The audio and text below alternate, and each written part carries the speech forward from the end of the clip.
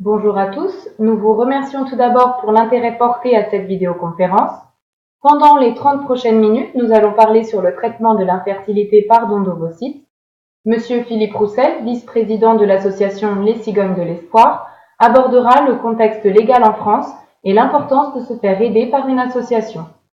Ensuite, le docteur Vladimiro Silva, directeur du laboratoire de FIV à la clinique Ferticentro à Coimbra, au Portugal, parlera sur le don d'ovocytes, quand, pour qui, pourquoi, comment, et plus précisément sur les techniques utilisées pendant le traitement, dont la vitrification d'ovocytes et d'embryons. La conférence aura une durée d'environ 30 minutes, après quoi nous aurons une période pour répondre à vos questions en direct. Notre émission est transmise avec une résolution de 480. Pour ajuster la qualité de la transmission, il vous suffit d'accéder aux définitions, cercle signalé sur l'image, et de sélectionner 480p. La qualité de la vidéo dépend de la vitesse de votre Internet. Si vous n'arrivez pas à visualiser la vidéo avec la qualité souhaitée, continuez à accompagner la conférence. La vidéo sera disponible plus tard pour tous les inscrits. Merci pour l'intérêt porté.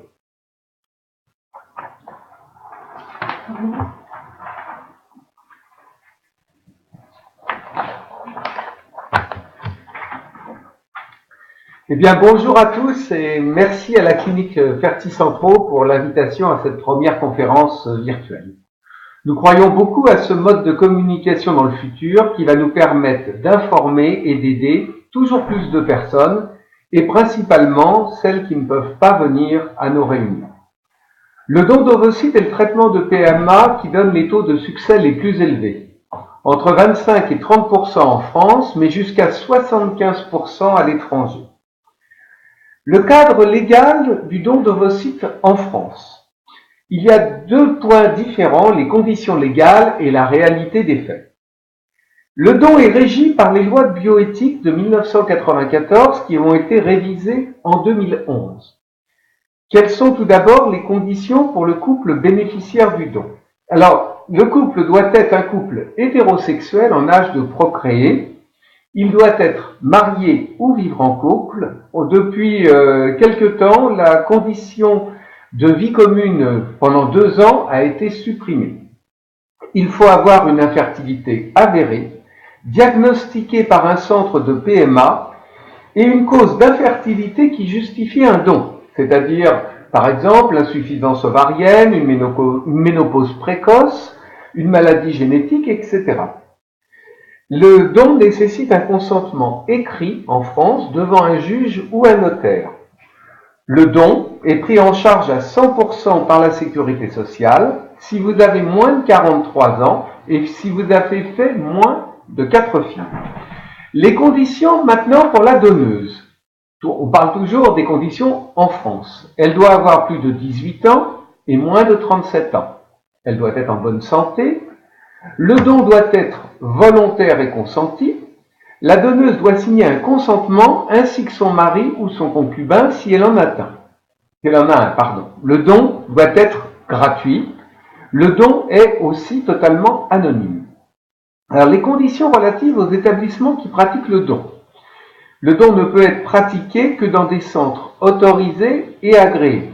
Il y a en France seulement une vingtaine de centres pour 66 millions d'habitants. Les dons de gamètes, que ce soit d'ovocytes ou de sperme, sont gérés par les sécos. Il y en a 23 en France. Il faut s'inscrire auprès de ces organismes pour bénéficier d'un don. Alors maintenant, quelle est la réalité de la situation en France? En dehors de ces conditions légales, la réalité de la situation du don en France est très difficile. En raison de la pénurie de donneuses, les sécos ont des listes d'attente de plusieurs années. Concrètement, cela veut dire aucune chance si vous avez plus de 38 ans, si vous avez déjà un enfant ou si vous appartenez à un groupe ethnique minoritaire. Dans tous les cas, votre dossier passera dans ce cas en dessous de la pile et il ne peut remonter que si vous amenez une donneuse pour un autre couple. Bien que ce ne soit pas une obligation légale, c'est une pratique faite par tous les sécos. Bien sûr, en France, les ovocytes sont partagés par manque de donneuses.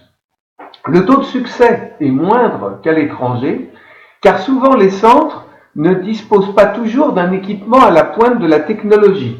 Par exemple, ils n'ont pas forcément d'embryoscope, mais aussi à cause des contraintes imposées par les lois de bioéthique. Quelques chiffres. Environ 190 bébés sont nés en France par don d'ovocytes en 2013, alors qu'une estimation non officielle mais obtenue par recoupement des demandes auprès des associations estime la demande actuelle à 20 000 couples en raison d'une infertilité croissante dans la population. Alors quels sont le cadre du don d'ovocytes à l'étranger? Eh bien dans certains pays, dont le Portugal qui nous a invités aujourd'hui, le don est beaucoup plus courant. Il y a un nombre suffisant de donneuses, car il y a une autre mentalité beaucoup plus altruiste. L'équipement dans les cliniques est à la pointe de la technologie. La législation est moins contraignante, bien qu'elle respecte les critères éthiques français d'anonymat, de gratuité, de volontariat. Alors l'intérêt d'avoir recours à une association comme la nôtre, comme les Cigognes de l'Espoir, eh bien notre but est simple, vous aider à devenir parent le plus rapidement possible et le plus facilement possible. L'association Les Cigognes de l'Espoir est donc principalement tournée vers l'aide pratique, à travers la fourniture d'informations sur la PMA, l'infertilité, des traitements, des permanences téléphoniques et des réponses par mail à vos questions. Nous avons un rôle de conseil, nous assurons une veille médicale et juridique, nous donnons accès à un forum très important qui est un espace de contact, de discussion, d'échange et de témoignage pour confronter vos expériences. L'association vous permet de bénéficier de tarifs réduits auprès de cliniques sélectionnées pour leur éthique, leurs résultats et leur sérieux. Nous apportons une aide dans les démarches auprès de la sécurité sociale, par exemple. Nous proposons aussi une aide complémentaire à travers des médecines douces, des psychologues et d'autres thérapies. Nous organisons des réunions physiques dans toute la France et désormais, comme vous pouvez le voir, des réunions virtuelles. Pour avoir plus d'informations, vous pouvez visiter notre site www.lescigognesdelespoir.com. Et maintenant, je passe la parole au docteur Vladimiro Silva. Merci.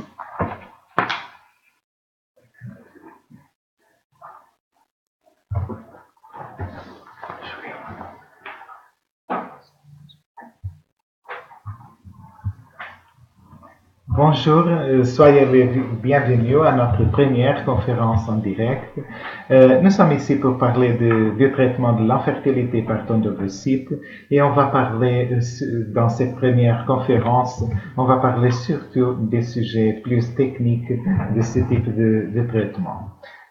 Nous commençons pour nous présenter. Monsieur Philippe Roussel de l'association Les Cigognes de l'Espoir a déjà parlé. Nous sommes situés à Coimbra, notre clinique. Voici quelques images de notre belle vie de Coimbra, de notre équipe médicale, de notre embryoscope, de la professeure Isabelle Tourgal, notre directrice, et de l'hôpital où nous sommes placés.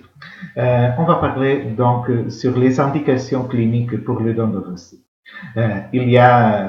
Cette conférence sera surtout sur les détails plus scientifiques de ce type de traitement. On parle en première place des indications pour le don d'ovocytes. Bien sûr, l'insuffisance ovarienne, c'est une des indications les plus importantes. On a deux types d'insuffisance ovarienne. On parle d'insuffisance ovarienne primaire, surtout dans les cas de causes génétiques, comme le syndrome de Turner, le syndrome de l'X fragile, et aussi des causes auto-immunes, comme la maladie d'Addison, entre autres. Et on parle aussi des cadres d'insuffisance ovarienne secondaire qui peuvent être causés par exemple par des médicaments comme la chimiothérapie ou par des radiations comme la radiothérapie. Il y a aussi des insuffisances ovariennes provoquées par des chirurgies. On reviendra sur tous ces sujets pendant la présentation. Une autre indication, peut-être l'indication la plus commune pour les traitements avec don d'ovocytes, c'est l'âge maternel avancé. C'est une des causes qu'on a tous les jours ici. Il y a aussi les maladies génétiques. Il y a certaines maladies qui ont une grande probabilité de transmission. Il y a aussi le cas des traitements échoués avec les propres ovocytes du couple. Qu'est-ce que c'est l'insuffisance ovarienne? On parle d'insuffisance ovarienne précoce quand on trouve une insuffisance ovarienne avant les 40 ans. On sait que les statistiques nous indiquent que une sur chaque 100 femmes ont une ménopause précoce, ça veut dire une ménopause avant les 40 ans, et une sur chaque 1000 femmes avant 30 ans ont aussi une ménopause précoce. L'insuffisance ovarienne, l'expression insuffisance ovarienne, c'est pas exactement la même chose que ménopause précoce, parce que cette expression ne signifie pas que les ovaires sont complètement arrêtés. Ça signifie que l'activité ovarienne est considérablement réduite. Les ovaires ne produisent pas d'ovocytes ou une activité intermittente, ou les ovaires ne produisent plus d'hormones comme les œstrogènes, la progestérone, ou la testostérone, ou ont seulement une production intermittente. Donc, en termes pratiques, ce qu'on peut dire, c'est que dans les cadres d'insuffisance ovarienne, les ovaires n'ont plus la capacité de produire des ovocytes viables. Quelles sont les causes de l'insuffisance ovarienne? Il en a beaucoup de causes. Les plus importantes, les causes génétiques, les plus communes, comme le syndrome de Turner, dont le karyotype, la constitution génétique des femmes avec le syndrome de Turner, c'est le 46X au lieu de 46XX, qui c'est le normal dans l'espèce humaine. L'absence de cette chromosome X va provoquer beaucoup de problèmes, dont l'insuffisance ovarienne. Nous avons aussi le syndrome de l'X fragile, dont le chromosome X perd quelques propriétés. Il y a aussi cependant des causes héréditaires. Par exemple, il existe, c'est déjà identifié, une tendance familiale pour l'insuffisance ovarienne. Ça veut dire que si votre mère a entré la ménopause avant les 40 ans, il est probable que vous aurez le même problème. Concernant les causes toxiques d'insuffisance ovarienne, on parle de la chimiothérapie, de la radiothérapie, mais on parle aussi d'autres substances, notamment des pesticides, des solvants, de quelques toxines, des maladies auto-immunes aussi. Il y a beaucoup de maladies auto-immunes, la maladie d'Addison, les maladies immunitaires de la thyroïde, le lupus, et on parle aussi des insuffisances ovariennes provoquées par des chirurgies. Une des causes les plus fréquentes, c'est par exemple dans les cas plus graves d'endométriose, il est parfois nécessaire pour enlever les kystes d'endométriose, faire aussi une ablation partielle ou peut-être même totale des ovaires. Et donc, même après une ablation partielle, on peut avoir une insuffisance ovarienne, et avec une ablation totale des ovaires, nous aurons 100% de chance d'avoir une insuffisance ovarienne. L'autre cause, c'est l'âge maternel avancé. C'est une tendance du monde actuel. Vous voyez cette graphique du côté gauche, c'est obtenu à partir du site de l'INSEE en France, l'Institut national de statistique, et vous pouvez voir que l'âge moyen des femmes à la naissance du premier enfant, c'est maintenant d'environ 28 ans, lorsque pendant les années 70, c'était autour de 24 ans. Le deuxième enfant est né d'environ 30 ans, le troisième d'environ 32,5. L'âge moyen des femmes quand elles ont un enfant, c'est à 30 ans. Ça, c'est une tendance européenne. Vous voyez que la France, c'est exactement au même niveau que le Portugal, la Belgique. Nous sommes tous à 28,1. Il y a des pays comme l'Italie dont ce niveau, c'est presque aux 30 ans, notamment à 29,9 années. Quelles sont les conséquences de l'âge maternel avancé? Il y a en fait beaucoup d'effets significatifs. On peut voir dans cette graphique que du côté gauche, on parle ici de la conception naturelle. Ce graphique n'est pas au rapport à la fécondation in vitro, ce sont des statistiques de la grossesse naturelle, de la conception naturelle. On voit que jusqu'à l'âge de 30-35 ans, on voit que le pourcentage de grossesse par mois, c'est toujours environ 25%. Nous ne sommes pas une espèce très fertile, mais surtout à partir des 35 ans, ça commence à descendre et à partir des 42 ans, nous sommes déjà au-dessous de 5%. Et à 46, la probabilité, le pourcentage de grossesse par mois est presque nul. En même temps, du côté gauche, du côté droit, nous avons le pourcentage de fausses couches. Et on voit que ça c'est relativement stable, ça c'est jamais nul, c'est toujours environ inférieur à 10% jusqu'à 35 ans, mais à partir de cet âge, ça monte presque jusqu'à presque 60% à l'âge de 46 ans. Pourquoi est-ce que ça se passe?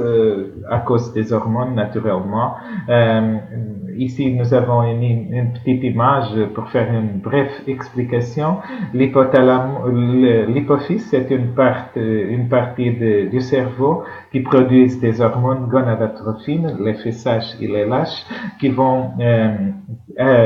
ont son activité, qui vont stimuler les ovaires à produire des ovocytes. Toutes les femmes sont nées avec environ 400 000 ovocytes. Ce ne sont pas des ovocytes matures, ce sont encore des ovocytes primordiales qui sous la stimulation de l'FSH se vont développer jusqu'à un follicule mature et libérer un ovocyte mature. Naturellement, et pendant le développement du follicule, les ovaires produisent des hormones, notamment ils produisent des estrogènes. Quand l'hypophyse détecte un niveau augmenté d'estrogène, elle va diminuer la quantité d'FSH nécessaire. Qu'est-ce qui se passe dans les cas dont la femme est plus âgée? C'est que les ovaires perdent leur capacité de produire ce type d'hormones et donc l'hypophyse va augmenter la quantité d'FSH nécessaire pour faire stimuler des ovaires. C'est par cette raison que les femmes plus âgées ont des niveaux d'FSH augmentés. On voit dans ce graphique du côté gauche, ça c'est très intéressant, ça c'est aussi par rapport à la conception naturelle et on voit du côté gauche la probabilité d'avoir la probabilité de naissance et on voit les lignes, chaque ligne est associée à un niveau spécifique de l'FSH. Et on voit que par des valeurs d'FSH inférieures, par exemple au-dessous de 6, le pourcentage de grossesse s'est augmenté, surtout jusqu'à l'âge de 34 ans, mais à partir de cet âge, ça commence à descendre significativement. Et on voit que même pour les femmes plus jeunes qui ont moins de 34 ans, qui ont 20-25 années, si l'FSH est augmenté, si l'FSH est au-dessus de 12, la probabilité de grossesse ne sera jamais supérieure à 5%. Ces différences sont pas très claires dans l'extrémité droite du graphique. On voit que dans le groupe d'âge de 45 à 49 ans, les différences entre les femmes qui ont une FSH inférieure à 3 sont pas très significatives par rapport aux femmes qui ont une FSH supérieure à 12. Donc l'effet de l'âge, c'est seulement, bien que l'FSH nous indique la probabilité d'avoir une grossesse et un enfant, le plus important c'est tout à fait l'effet de l'âge.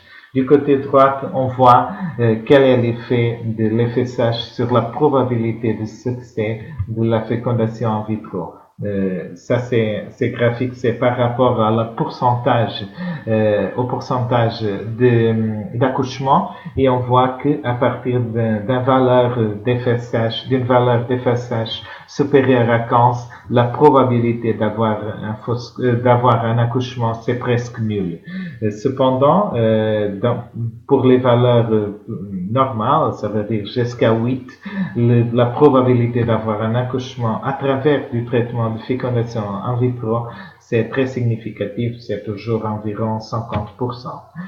Il y a une autre hormone qui c'est très important quand nous évaluons, quand on parle de l'âge maternel, c'est l'hormone antimullérienne. Cette hormone c'est produit par les follicules anthro, ce sont des follicules ovariennes, parce que pour tous les ovocytes, pour former un ovocyte, le processus de formation des ovocytes va durer d'environ 250 jours. Mais ce sont les dernières 15 jours les plus importants. Ça veut dire que c'est le moment où les follicules qui sont là, dès la naissance de la femme, sont recrutés par les FSH et qui se développent à former un follicule ovulatoire. Et donc, quand les follicules sont à la fin de cette période de 250 jours et sont disponibles pour être recrutés par les FSH, ils produisent une hormone qui s'appelle l'hormone antimullérienne. Et cette hormone antimullérienne est produite par les follicules qui sont là disponibles pour être recrutés. Donc, les niveaux sériques, les niveaux à la sang, les niveaux sanguins de l'hormone AMH sont un indicateur très significatif du nombre de follicules qui sont là, qui sont disponibles pour former des ovocytes viables. Selon des études publiées sont des études scientifiques publiées, on voit que l'âge a un effet très significatif sur l'AMH. Jusqu'à 35 années, nous avons des niveaux d'FSH parfaitement normaux, très acceptables, mais à partir de 35 années, ça commence à descendre et le niveau d'FSH est presque nul à l'âge de 50 ans. Et naturellement, quelles sont les conséquences les plus importantes de l'âge maternel avancé et le taux de réussite de la fille. On voit la ligne orange, ça c'est un graphique obtenu à partir de l'enregistrement national de fécondation in vitro aux États-Unis. Ça s'est publié cette année, 2016, mais c'est par rapport à l'année de 2013. Et on voit dans la ligne orange les résultats de la fécondation in vitro avec les ovocytes du couple. Et on voit que les résultats sont relativement stables jusqu'à l'âge de 34 années, mais à partir d'ici, ça commence à descendre presque à zéro après les 46 ans, etc.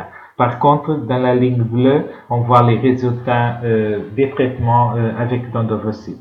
Et on voit que ça c'est relativement stable et qu'il n'existe pas des variations significatives avec l'âge. Donc, cet pourcentage reste toujours environ 60% lorsque la pourcentage de grossesse, la probabilité de grossesse avec les ovocytes du couple va diminuer significativement avec l'âge. Une autre indication pour le traitement avec l'ovocyte, c'est le risque de transmission de maladies génétiques. Nous avons beaucoup de types de maladies génétiques. Je ne vais pas détailler beaucoup sur ce sujet, mais seulement pour vous expliquer, il y a des maladies autosomiques dominantes dont un des éléments du couple est porteur du gène affecté, mais par contre, il est suffisant qu'une personne soit porteur de ce gène pour avoir la maladie. Ça signifie que si nous avons une maladie autosomique dominante dont un des éléments du couple est porteur de la maladie, nous aurons une probabilité théorique de 50% d'avoir un enfant affecté. La solution pour ce type de traitement, c'est le diagnostic génétique préimplantatoire où on fait une analyse aux embryons, mais cela c'est la théorie. Parfois, quand on fait ce type de traitement, en réalité, nous avons ou un nombre très faible d'embryons qui n'ont pas la maladie, ou on peut même n'arriver à avoir aucun embryon qui soit libre de la maladie. Et donc, pour certains couples, les dons d'ovocytes, c'est une indication après l'échec du diagnostic génétique préimplantatoire par cette raison. Il y a aussi des maladies génétiques associées au chromosome X et donc, par exemple, dans ce cas, la mère est une porteuse asymptomatique d'un chromosome de la maladie et donc elle va passer son chromosome X à ses enfants. S'il s'agit d'un garçon, le garçon aura une probabilité de 50% d'avoir le chromosome X sa mère parce qu'il aura le chromosome Y de son père. Et donc, dans ce type de maladie, nous avons une probabilité de 25% d'avoir un enfant affecté, un garçon affecté, une probabilité de 25% d'avoir une petite fille porteuse asymptomatique et une probabilité de 50% d'avoir un enfant qui n'est pas ni porteur ni affecté par la maladie.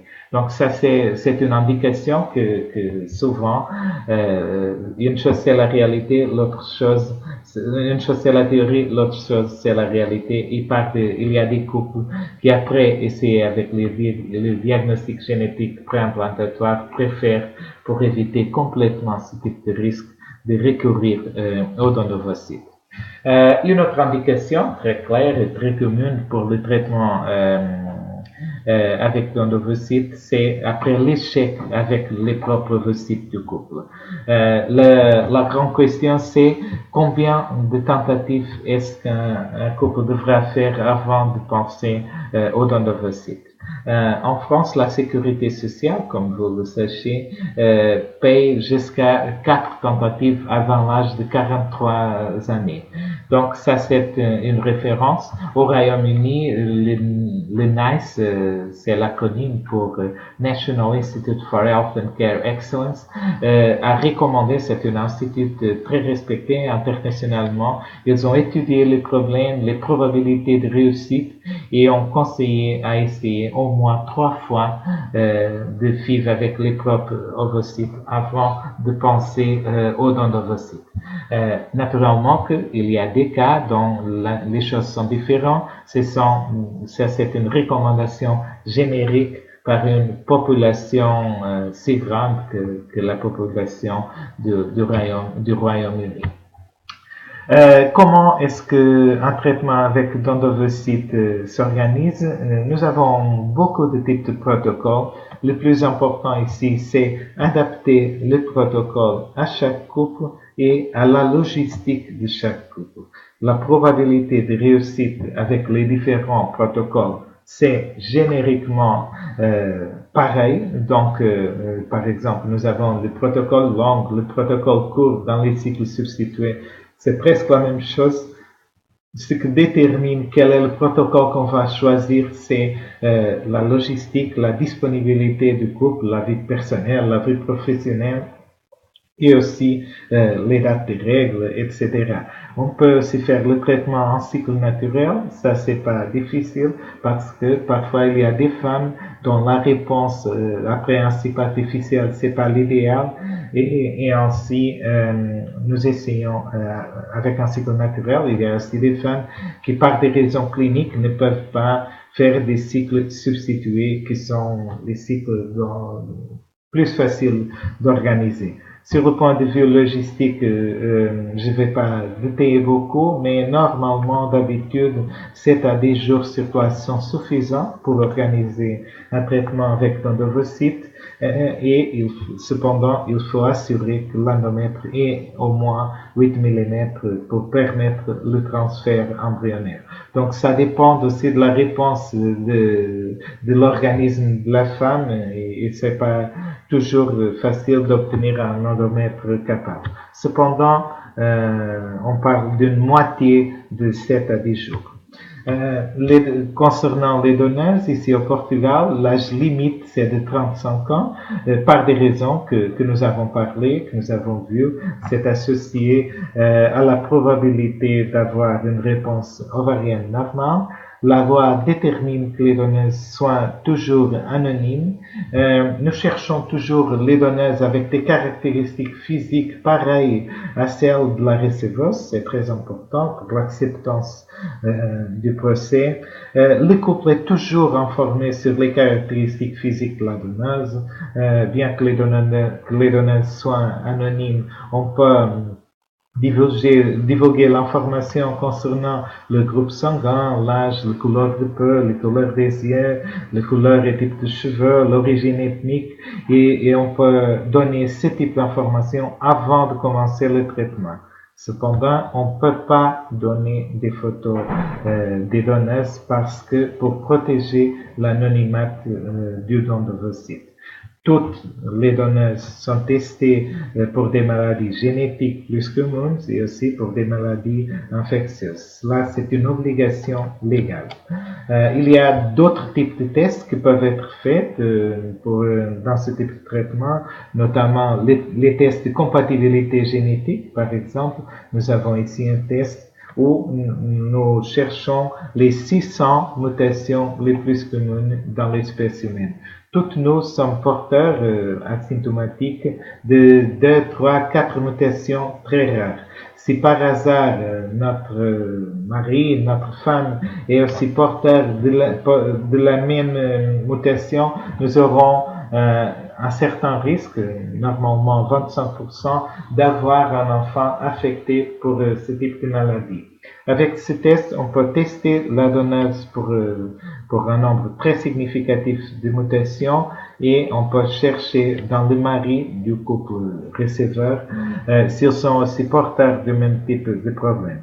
Maintenant nous testons par routine le karyotype masculin. Ça sert pour exclure un ensemble très significatif des maladies qui sont associées aux échecs d'implantation, aux échecs des traitements de fécondation in vitro. On peut faire aussi des tests génétiques chez les spermatozoïdes de chaque couple parce que parfois, bien que le mari ait un spermogramme normal, il y a des problèmes génétiques aux spermatozoïdes. On peut faire le diagnostic génétique préimplantatoire dans les cas où il existe une indication médicale pour ce type de traitement. Il y a aussi le test ERA. ERA, c'est l'acronyme de Endometrial Receptivity Array. C'est un test génétique de l'endomètre qui nous permet de confirmer si l'endomètre de chaque femme est préparé est réceptif, donc est préparé pour recevoir le transfert embryonnaire. Donc il y a beaucoup de tests supplémentaires qui peuvent être faits. Normalement, cela dépend de l'indication de chaque couple, de l'histoire clinique de chaque couple. Il faut que je parle un petit peu aussi sur la loi au Portugal. Nous avons une des plus complètes et progressives lois de la PMA de l'Europe. Les traitements avec don d'ovocytes et don de sperme au double don sont légaux, bien sûr. Les donneurs sont toujours anonymes. On peut faire le diagnostic génétique préimplantatoire au cas de besoin. Nous sommes très strictement inspectés par les autorités nationales tous les années, aussi par des entités externes, et donc nous sommes toujours sous le contrôle des entités externes. Ici, nos traitements obéissent aux exigences de la directive européenne des tissus et cellules humaines. C'est la même chose pendant toute l'Europe. Et donc, la loi portugaise obéit au même principe que la loi française. Ça veut dire que on fait la prise en charge des couples formés par un homme et une femme vivant en âge de procréer. Cependant, à partir du prochain vendredi, c'est déjà annoncé que les femmes célibataires seront aussi autorisées à faire les traitements de fécondation in vitro. Il faut cependant attendre quelques jours. Les donneurs de gamètes sont anonymes et altruistes. Nous avons le même principe de la gratuité qu'en France. Les donneurs sont sélectionnés au regard de critères de sécurité sanitaire et enfin tous les traitements. Le Portugal est un des signeurs de la Convention sur les droits de l'homme et de la biomédecine. Nous avons une autorité nationale, le CNPMA, c'est l'équivalent à l'Agence de la biomédecine en France. Ils ont un site très complet avec beaucoup d'informations sur le traitement, sur les aspects médicaux, scientifiques et éthiques des traitements de PMA au Portugal. Malheureusement, ça c'est seulement en portugais, c'est seulement en portugais, mais avec les moyens de traduction automatique disponibles sur l'Internet, il ne sera pas difficile pour vous de faire la traduction. L'association des Cigognes de l'Espoir nous a demandé aussi de parler d'une technique particulière parce que cela a changé notre manière de travailler, et quand je dis notre manière, je parle au nom de la médecine de la reproduction du monde entier. C'est la vitrification d'ovocytes d'embryons. Une des questions que nous entendons souvent à partir des couples, c'est qu'est-ce que je devrais faire? Est-ce que je devrais faire le traitement avec des ovocytes frais ou des ovocytes vitrifiés? Alors, cela, c'est une décision qui appartient au couple. Nous avons les deux types de traitements, bien sûr. Avant la vitrification, tous nos traitements étaient faits seulement avec des ovocytes frais. Désormais, nous avons aussi la possibilité de faire le traitement avec des ovocytes vitrifiés. Il n'existe aucune différence de prix, il n'existe aucune différence de taux de réussite.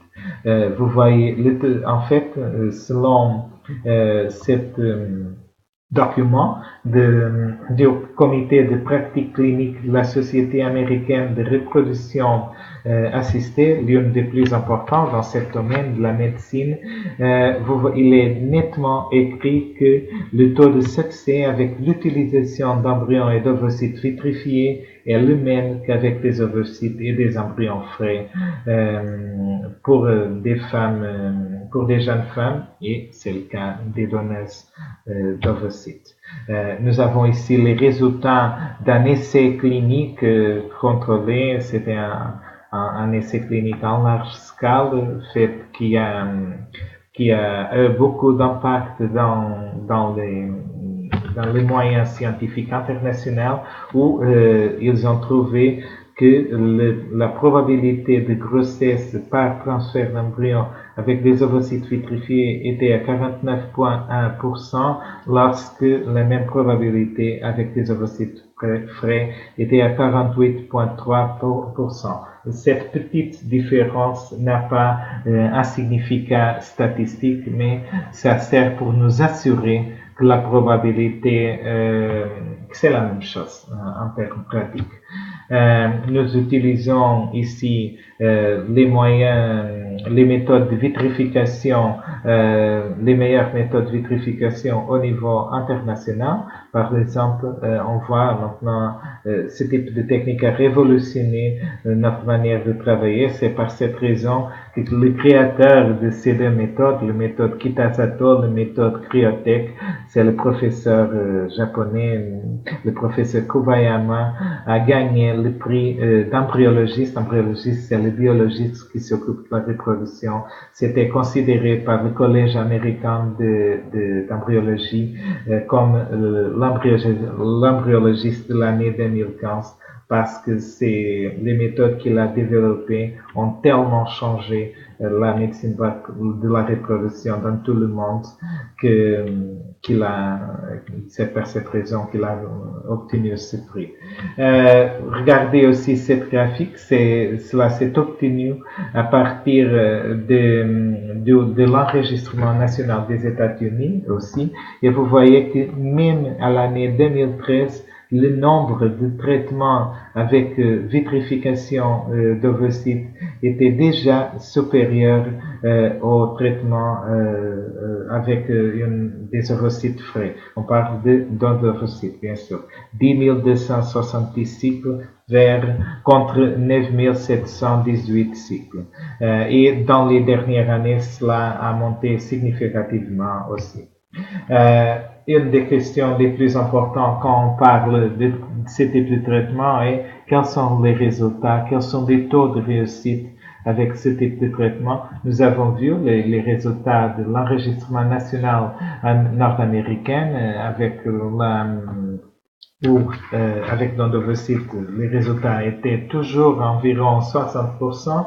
Ici, après la première année de collaboration avec l'association Les Cigognes de l'Espoir, nous avons obtenu 71% de grossesse clinique par transfert embryonnaire. Ces résultats étaient certifiés par l'association Les Cigognes de l'Espoir. Donc, ce sont des statistiques vérifiées par une association indépendante.